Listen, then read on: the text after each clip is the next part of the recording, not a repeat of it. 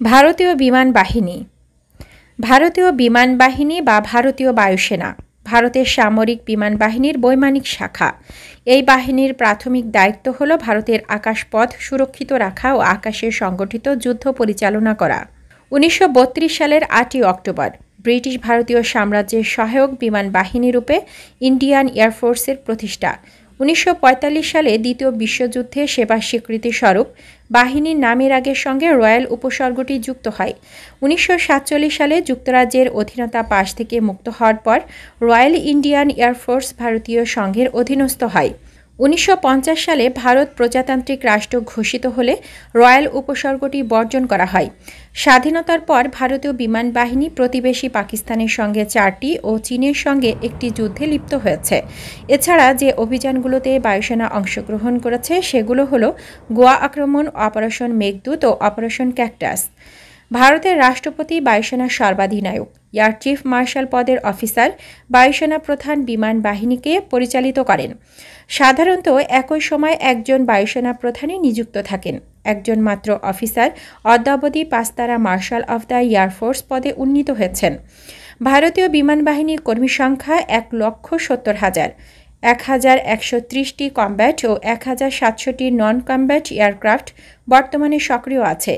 ভারতীয় বিমান বাহিনী বিশ্বের 4র্থ বৃহত্তম বিমান বাহিনী। সাম্প্রতিককালে ভারতীয় বিমান বাহিনী একটি উচ্চাকাঙ্ক্ষী পরিবর্ধন ও আধুনিকীকরণের প্রক্রিয়া গ্রহণ করেছে। এই প্রক্রিয়ার অঙ্গ হিসাবে সোভিয়েত জমানার ফাইটার জেটগুলো বাতিল করা হচ্ছে। পরিবর্ধন প্রক্রিয়ায় ভারতীয় MRCA কর্মসূচির অধীনে বায়ুসেনা 126টি নতুন ফাইটার জেট কেনার ব্যাপারে সিদ্ধান্ত নিয়েছে, যাদের অর্থমূল্য $1,000 বিলিয়ন। ভারতীয় বিমান বাহিনীর লক্ষ্য। 1947 সালের সশস্ত্র বাহিনীর আইন, ভারতের সংবিধান ও 1950 সালের বায়ুসেনা আইন অনুসারে আকাশযুদ্ধে বায়ুসেনার লক্ষ্য হল প্রতিরক্ষা প্রস্তুতি তথা ওই জাতীয় সকল পদক্ষেপ সহ ভারত ও তার প্রত্যেক অংশের প্রতিরক্ষা যুদ্ধের প্রথম থেকে যুদ্ধকাল ও যুদ্ধ সমাপ্তি উত্তরকালে শান্তি প্রতিষ্ঠা পর্যন্ত পরিচালনা করা। এছাড়াও ভারতীয় সামরিক বাহিনীর অন্যান্য শাখার ন্যায় বায়ুসেনাও প্রাকৃতিক বিপর্যয় বা অভ্যন্তরীণ নিরাপত্তা ব্যবস্থা পরিচালনার ক্ষেত্রে স্থানীয় ও রাজ্য সরকারগুলোকে সহায়তা করতে পারে। ভারতীয় বিমান বাহিনীর ইতিহাস। 1932 সালের ভারতীয় বিমান বাহিনী আইন বলে এই বছর অক্টোবর রয়্যাল এয়ারফোর্সের সহকারী বিমান বাহিনী হিসাবে প্রতিষ্ঠিত হয় ভারতীয় বিমান বাহিনী। 1933 সালের 1 এপ্রিল 4টি ওয়েস্টার্ল্যান্ড ওয়াপিটি বাইপ্লেন ও 5 জন ভারতীয় পাইলট সহ ভারতীয় বিমান বাহিনীর 1 নং স্কোয়াড্রন নামক বাহিনীর প্রথম স্কোয়াড্রনটিকে নিযুক্ত করে।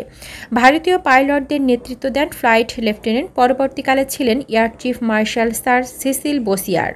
1938 সালের পূর্বাবধি 1 নং স্কোয়াড্রন ছিল ভারতীয় বিমান বাহিনীর একমাত্র স্কোয়াড্রন, যদিও 2টি ফ্লাইট সংযুক্ত হয়েছিল বিমান বাহিনীর সঙ্গে। দ্বিতীয় বিশ্বযুদ্ধের সময় বিমান বাহিনীর স্কোয়াড্রনের সংখ্যা বৃদ্ধি পায়। 1943 সালে স্কোয়াড্রনের সংখ্যা বেড়ে দাঁড়ায় 7 এবং 1945 সালে এই সংখ্যা হয় 8। ভারতীয় সেনাবাহিনীর গুরুত্বপূর্ণ ভূমিকা পালনের স্বীকৃতি রূপে রাজা ষষ্ঠ জর্জ 1945 সালে এই বাহিনীকে রয়্যাল বা রাজকীয় উপাধিটি দান করেন। 1947 সালে ভারতের স্বাধীনতা অর্জনের পর রয়্যাল ইন্ডিয়ান এয়ারফোর্স দ্বিধাবিভক্ত হয়। বাহিনীর 10টি অপারেশনাল স্কোয়াড্রনের মধ্যে পাকিস্তানের সীমানার মধ্যে অবস্থিত 3টি রয়্যাল পাকিস্তান এয়ারফোর্সের হাতে তুলে দেওয়া হয়। 1947 সালে দেশীয় রাজ্য জম্মু ও কাশ্মীরের অধিকার নিয়ে দুই দেশের মধ্যে বিবাদ উপস্থিত হলে কাশ্মীরের মহারাজা সামরিক সাহায্য লাভের আশায় ভারতে যোগ দেন। সংযোজন সাধনপত্র স্বাক্ষরিত হওয়ার সঙ্গে সঙ্গে ভারতীয় বিমান বাহিনী অবিলম্বে যুদ্ধক্ষেত্রে অবতীর্ণ হয়। এর ফলে 1947 সালের ভারত-পাকিস্তান যুদ্ধের সূচনা ঘটে, যদিও আনুষ্ঠানিকভাবে কোনোরূপ যুদ্ধ ঘোষণা করা হয়নি। যুদ্ধকালে ভারতীয় বিমান বাহিনী রয়্যাল পাকিস্তান এয়ারফোর্সের সঙ্গে আকাশযুদ্ধে লিপ্ত না হলেও ভারতীয় বাহিনীকে পরিবহন সহায়তা সহ বিশেষ বৈমানিক সাহায্য দান করেছিল। 1960 সালে কঙ্গোয় বেলজিয়ামের 75 বছরের ঔপনিবেশিক শাসনের সহসা সমাপ্তি ঘটলে দেশজুড়ে দাঙ্গা ও বিদ্রোহ ছড়িয়ে পড়ে। ভারতীয় বিমান বাহিনীর এয়ারক্রাফট এই সময় কঙ্গোয় জাতিসংঘের অপারেশনকে সাহায্য করার জন্য উপস্থিত হয় এবং নভেম্বরে অপারেশনাল মিশনে হাত দেয়।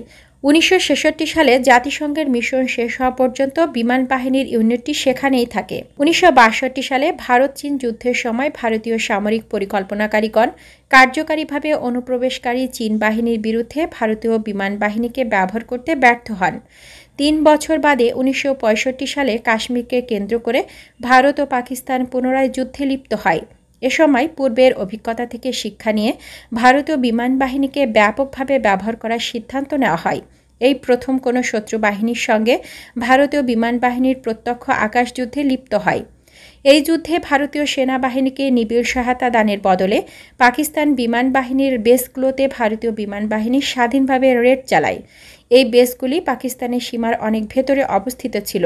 তাই এই রেড চালানোর ফলে ভারতীয় বিমান বাহিনী বিমান বিধ্বংসী গুলি চালনার বিরুদ্ধে নিজ দক্ষতার বিশেষ পরিচয় রাখে। যুদ্ধের সময় পাকিস্তানি বিমান বাহিনীর সামরিক সরঞ্জামগুলো ভারতীয় বিমান বাহিনীর তুলনায় গুণগত মানের বিচারে অনেক উন্নত ছিল, কারণ ভারতীয় বিমান বাহিনীর ফ্লিটের অধিকাংশ জেটই ছিল দ্বিতীয় বিশ্বযুদ্ধকালীন। তা সত্ত্বেও যুদ্ধক্ষেত্রে পাকিস্তানি বাহিনীকে প্রতিরোধ করার ক্ষেত্রে ভারতীয় বিমান বাহিনীর কর্তৃত্ব প্রতিষ্ঠা লাভ করে। যুদ্ধ শেষ হওয়ার সময় পাকিস্তান দাবি করেছিল যে তারা 113টি ভারতীয় বিমান বাহিনী এয়ারক্রাফট গুলি করে নামিয়েছে। অন্যদিকে ভারত দাবি করে যে তারা 73টি পাকিস্তান বিমান বাহিনীর এয়ারক্রাফট গুলি করে নামায়। কলাইকুণ্ডা ও পাঠানকোটের বিধ্বংসী যুদ্ধের সময় ভারতীয় বিমান বাহিনী 60% ক্ষতি সাধিত হয়, যেখানে অধিকাংশ ক্ষতি স্থলে সাধিত হয়েছিল। 1965 সালে যুদ্ধের পর ভারতীয় বিমান বাহিনীতে ব্যাপক রদবদল করা হয়। 1966 সালে সৃষ্টি করা হয় প্যারা কমান্ডো।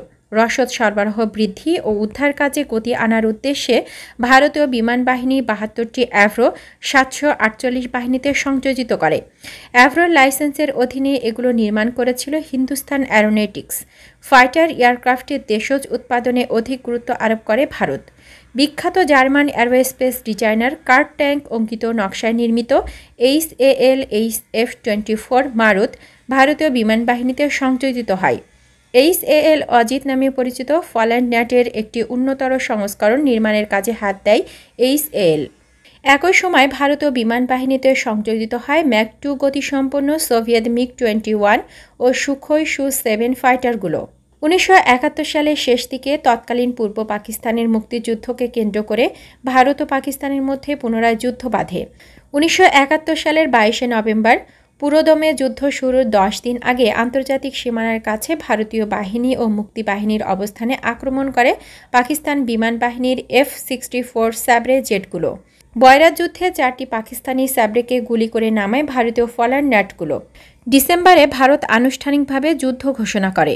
এর আগে শ্রীনগর, আম্বালা, সিরসা, হালওয়াড়া ও যোধপুরে বিমান বাহিনীর স্থাপনার উপর পাকিস্তান বিমান বাহিনী অপারেশন চেঙ্গিস খান নামের কয়েকটি প্রাকযুদ্ধ হানা চালায়। কিন্তু ভারতীয় বিমান বাহিনীর সুস্থুর কৌশলের কাছে তাদের পরিকল্পনা ব্যর্থ হয় এবং ক্ষয়ক্ষতিরও প্রায় কিছুই ঘটে না।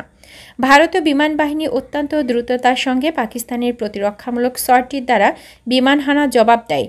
প্রথম 2 সপ্তাহে ভারতীয় বিমান বাহিনী 2000 সর্টি পাকিস্তানে নিয়ে যায় এবং ভারতীয় সেনাবাহিনীকে পূর্ব পাকিস্তান অপারেশন চালাতে বিশেষ বৈমানিক সহায়তা দান করে। বঙ্গোপসাগর ও আরব সাগরে পাকিস্তান নৌবাহিনী ও মেরিটাইম সিকিউরিটি এজেন্সির বিরুদ্ধে যুদ্ধ চালাতে ভারতীয় নৌবাহিনীকে সাহায্য করে ভারতীয় বিমান বাহিনী। পশ্চিমের ফ্রন্টে লঙ্কিওয়ালা যুদ্ধে ভারতীয় বিমান বাহিনী 29টি পাকিস্তানি ট্যাঙ্ক, 40টি সশস্ত্র জোয়ানবাহী যান ও একটি ট্রেন ধ্বংস করে। এছাড়া বিমান বাহিনী পশ্চিম পাকিস্তানের করাচি তৈলক্ষেত্র, মঙ্গলাবাদ ও সিন্ধু প্রদেশের একটি গ্যাস ক্ষেত্রে বিমান হানা চালায়। একই রণকৌশল প্রয়োগ করে পূর্বের ফ্রন্টেও ভারতীয় বিমান বাহিনী চূড়ান্ত বৈমানিক সাফল্য লাভ করে। এর ফলে পূর্ব পাকিস্তানের অর্ডিন্যান্স ফ্যাক্টরি, সড়ক পথ ও অন্যান্য গুরুত্বপূর্ণ স্থানগুলো বিশেষভাবে ক্ষতিগ্রস্ত হয়। পাকিস্তানি বাহিনীর আত্মসমর্পণকালে ভারতীয় বিমান বাহিনী দাবি করেছিল 54টি F-86 স্যাব্রে সহ 94টি পাকিস্তান বিমান বাহিনী এয়ারক্রাফট তাদের কাছে আত্মসমর্পণ করেছে। পরিবহন এয়ারক্রাফট ও হেলিকপ্টার সহ ভারতীয় বিমান বাহিনী প্রায় 6000 সর্টি পূর্ব ও পশ্চিম রণাঙ্গনে উড়িয়েছিল। যুদ্ধের শেষ লগ্নে ভারতীয় বিমান বাহিনী ঢাকায় পূর্ব পাকিস্তানি বাহিনীর মনোবল ভেঙে দেওয়ার জন্য তাদের আত্মসমর্পণের নির্দেশ দিয়ে আকাশ থেকে লিফলেট ছড়ায়। 1984 সালে কাশ্মীর অঞ্চলে সিয়াচেন হিমবাহ দখলের উদ্দেশ্যে ভারতীয় বিমান বাহিনী অপারেশন মেঘদূত পরিচালনা করে।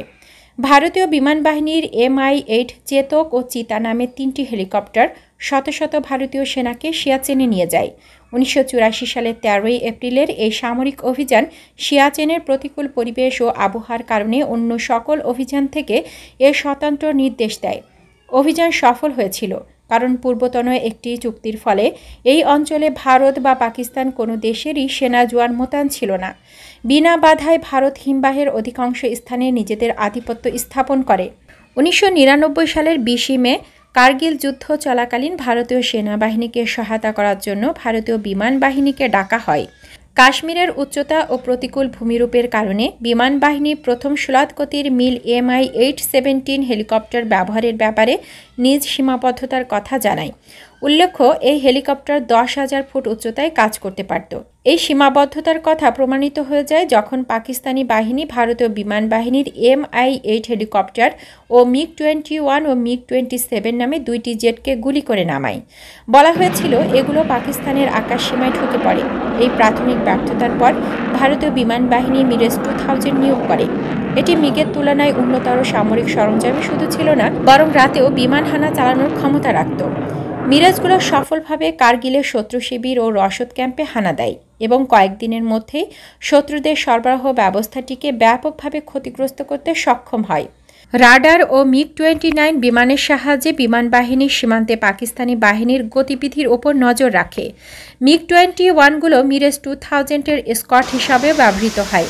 যুদ্ধের সময় বিমান বাহিনী প্রতিদিন 40টির বেশি সর্টি কার্গিল অঞ্চলে আনা নেওয়া করত। কার্গিলে ভারতীয় বিমান বাহিনীর অপারেশন শুধুমাত্র ভারতীয় জওয়ানদের মনোবলই চাঙ্গা করত না, তা মন্থঢালো ও টাইগার হিল পুনর্দখলের পথও প্রস্তুত করে। 26শে জুলাই ভারতীয় বাহিনী সফলভাবে কার্গিলকে পাকিস্তানি ফৌজ ও ইসলামী যোদ্ধাদের হাত থেকে মুক্ত করে।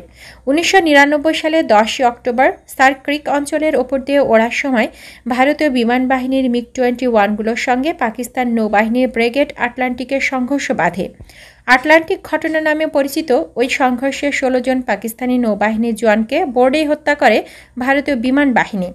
ভারত দাবি করেছিল আটলান্টিক ভারতীয় বিমান বাহিনীর বিমান প্রতিরক্ষা সংক্রান্ত সংবাদ সংগ্রহের কাজে নিযুক্ত ছিল। পাকিস্তান অবশ্য এই দাবি অস্বীকার করে জানায় ওই নিরস্ত্র এয়ারক্রাফটটি ট্রেনিং মিশনে গিয়েছিল। 1990-এর দশকের শেষ ভাগ থেকে ভারতীয় বিমান বাহিনীর আধুনিকীকরণের কাজ শুরু হয়। এই বাহিনীকে নতুন শতাব্দীর উপযুক্ত করে তোলার কাজ শুরু হয়। পুরনো এয়ারক্রাফটগুলোকে বাতিল করার সঙ্গে সঙ্গে বিমান বাহিনীর ফ্লিটের সংখ্যাও কমিয়ে ফেলা হয়। তা সত্ত্বেও ভারতীয় বিমান বাহিনী বর্তমানে বিশ্বের 4র্থ বৃহত্তম বিমান বাহিনী। নতুন এয়ারক্রাফট সংযোজনের মাধ্যমে বিমান বাহিনীর আকারও এরপর বৃদ্ধি করা হয়। বর্তমানে বিমান বাহিনীর স্কোয়াড্রনের সংখ্যা 42 করার পরিকল্পনা গৃহীত হয়েছে।